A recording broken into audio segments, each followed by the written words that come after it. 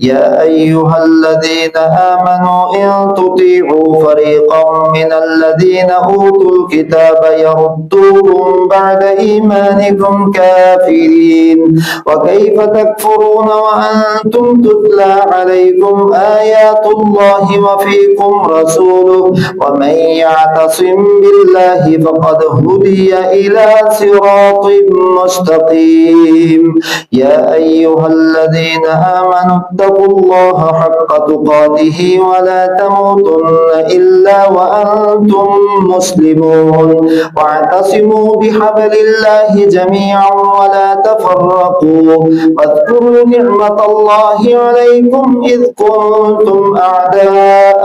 فألف بين قلوبكم فأصبحتم بنعمته إخوانا وكنتم على شفا حفرة من النار فأنقذكم منها كذلك يبين الله لكم آياته لعلكم تهتدون ولتكن منكم أمة يدعون إلى الخير ويأمرون بالمعروف وينهون عن المنكر وأولئك هم المفلحون ولا تكونوا كالذين تفرقوا واختلفوا من بعد ما جاءهم البينات وأولئك لهم عذاب عظيم يوم تبيض وجوه وتسود وجوه فأما الذين اسودت وجوههم أكفرتم بعد إيمانكم فذوقوا العذاب بما كنتم تكفرون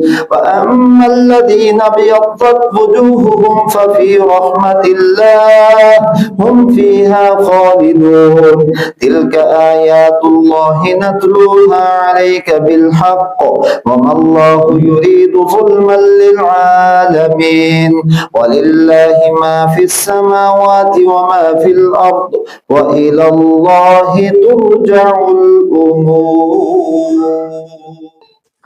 كنتم خير أمة أخرجت للناس تأمرون بالمعروف وتنهون عن المنكر وتؤمنون بالله ولو آمن أهل الكتاب لكان خيرا لهم منهم المؤمنون